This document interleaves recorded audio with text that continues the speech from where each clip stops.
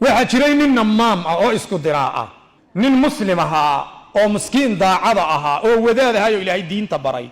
oo ninkii dalka haystay markuu arkay wanaagiisa uu yiri warniyow baladila taliiside adiin naseexayside balii kaale mararka qaar wuxuu arkay albaabkii madaxweynaha oo ninkan u furan oo ninkani uu galayo uu ka soo baxayo wuxuu yiri ninka iyo madaxweynaha sidaad iskugu dirtaa ninkii boqorka ahaa buu tagay wuxuu yiri boqorow ninkan ku yimaada markuu ka soo baxo adigu buu ku caayaa markii uu dambeysay ayda uu maalmahan dambe sheegi jiray waxay ahayd boqorku nin nadaafad leh ma aha cabaygaba ma yaqaan haddaad ag fadhiisato urta ka soo baxaysa afkiisa u adkaysan kari maysid nin cadaydaba ma aha boqorku saasoo hadda dadka ku yidhaahdaayo boqorku saasoo ku caayaa buu yidhi bal adiguba waad hubin doontaaye warkaa ila hubi buu yidhi saasuu kugu caayaaye boqorkii baa yidhi anaa hubinaya iska tag ninkii ayaa ka soo baxay isku diraaga ahaa wixii is yidhi si uu boqorku kuu rumaysto ninkan u tago waxaad tidhaa maanta martibaad ii tahay ninkiibuu u yeedhay wadaadka markaasuu yidhi walaal anaa ku marti qaaday namaamkiibaa marti qaadaya anaa ku marti qaadaya ii kaalay buu yidhi gurigayga cunto wuxuu u sameeyey wada toon ah oo tooni ay ka buuxdo toontana welibana lama karinin toontii oo sideedii ah ayuu cuntada ugu sameeyey welibana aad ugu badiyey wuxuu yidhi waa dawe sheekh waxa weeye waxaan kugula talinayaa baashaa faa'iido badan baan ka helaya inaad si fiican u cunto cuntadiibuu soo hordhigo toontiibuu ka dhergay boqorkiibaa u yeedhay oo la soo hadlay oo yidhi ii kaalay ninkiibaa boqorka u tegey uu ka yaro durkay ilayn toon buu soo cunaye uu ka yaro durkayoo cimaamaddana afkuu saaray isagoo isle boqorka ha dhibin oo toontaadan bal isku day inaad ka celiso boqorkiibaa nin wax loo sheegay buu ahaa isna waxbuu eegayaa uu qiimaynayaa wuxuu arkay inuu ninkani uu diidan yahay waxa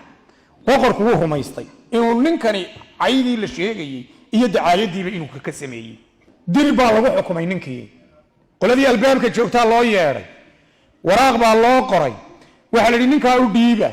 halkan yaan lagu dilin ilan magaalada waa laga garanayaaye magaalo heblaaye ha tago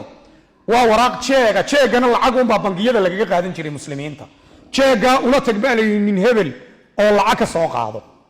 waraaqdii buu soo qaatay ninkii wadaadka ahaa oo boqorkii ka soo qaatay namaamkii kama foga gurigan lagu shirayo ee boqortooyada sida ninka loo galo ayuu daawanayayo dibaddu jooga meelan ka dheerayn buu ka arkayaa wadaadkii markuu soo baxay ayuu namaamkii ku soo cararay war boqorkii maanta muxuu ku yidhi buu yidhi bal iska waran wuxuu yidhi jeeg buu isoo siiyeyo waddan heblaaye buu yidhi lacag u doono namaamkiibaa ku dhegdhegay markaasuu yidhi war walaal anaa baahan anaa duruufaysan anay baahi badan i haysaa jeegga aniga isii buu yidhi ninkii wadaadkaa markuu ku dhegdhegay jeeggii wuu siiyey oo wuu u dhiibay wadaadkii gurigiisii buu iska tegey ninkiina jeegga lama furo haddii la furo wuxuu noqonayaa wax lagu qaatay waxa gudaha ugu qoran ninka bangiga lagu yidhi kaga qaado unbaa furaya oo akhriyaya oo kolkaa ku siinaya jeeggii buu qaatay ninkii isku diraaga ahaa wadaadkiina gurigiisii buu joogaa gobolkii loo diray buu la tegey waraaqdii baa la furay dil baa kuu soo baxay baa lagu yidhi kaale waa lagu dilayaa jeegga anigu ma lahayn buu yidhi maytaasi annaga nooma taallo ninka jeegga sita unbaa kiiska lagu qaadayaa baa la yidhi horta ninkii namaamkaa sidii baa lagu dilay wadaadkii baa ku soo noqday ninkii boqorka ahaa boqorkii baa yaabay wuxuu ku yidhi warsawnigii shalay un jeeg kuu qoray xaggee tagteed ka timid wuxuu yidhi nin hebel la yidhaa oo dibadda igu sugayey ayaa jeegga igaga dhegay oo isagaan siiyey markaasuu boqorku ogaaday inuu ninkanina daacad yahay ninkan jeegga qaatayna ay dee ilaahay waxba kama qarsoona oo nin shirqool maleegayey inuu ahaa ayuu ogaaday bal ii warran buu yidhi maalintii aad ii timid waad iga fogayd afkana waad isaysee maxaa jiray wuxuu yidhi ninkaa hebela ayaa qada ii sameeyey wada toona kolkaa adiga ayaan kaaga baqayey buu yidhi boqorow boqorku sidii ayuu ku ogaaday oo wuxuu yidhi ilaahay waxba kama qarsoona qofka waxa uu geysto ama adduunyada ha ku helo ama aakhiraha lagu simee wuu helayaa qofka waxa uu dhigto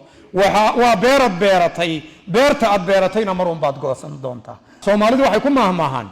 bohol hadimaha qodin haddaad qodana ha dheerayn ku dhici doonteena mooye ninka isku diraagi ihi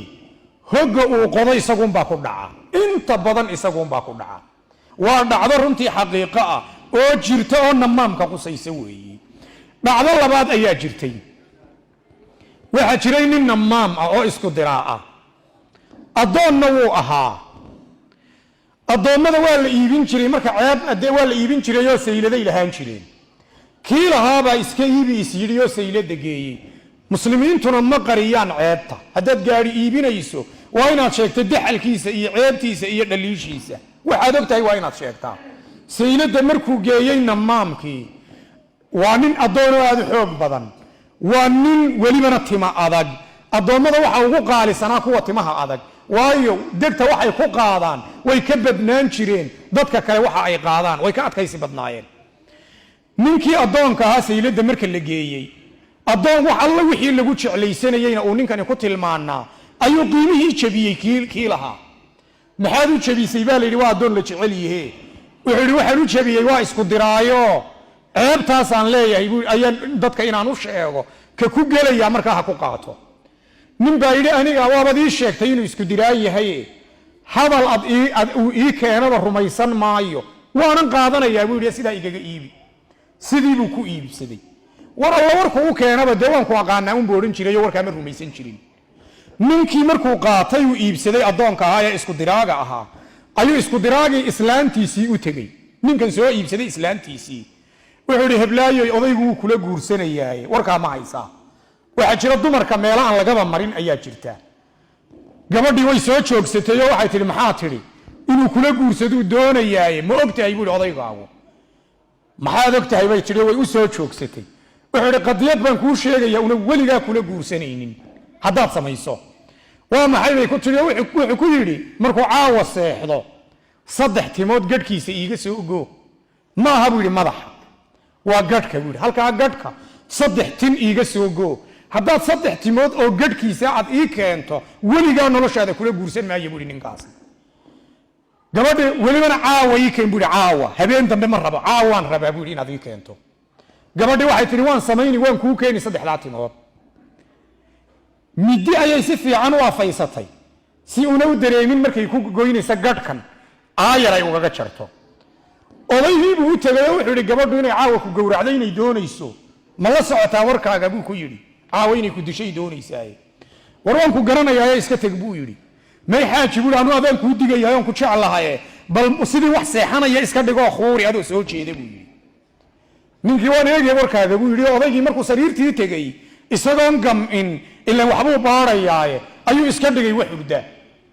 gabadhii markay khuuradii odayga maqashay ayay mididii la soo baxday. xaggiisa markay kula soo dhaqaaqday ay welibana gadhkii u dhowdahay ayuu arkay gabadhii oo midida sidatiya warkii loo sheegay ayuu ku soo booday oo isqabqabsigii ayuu mididii ka xoogay. intuu ka xoogayeyna gabadhii bay sii martay oo gabadhii halkii bay ku dhimatay.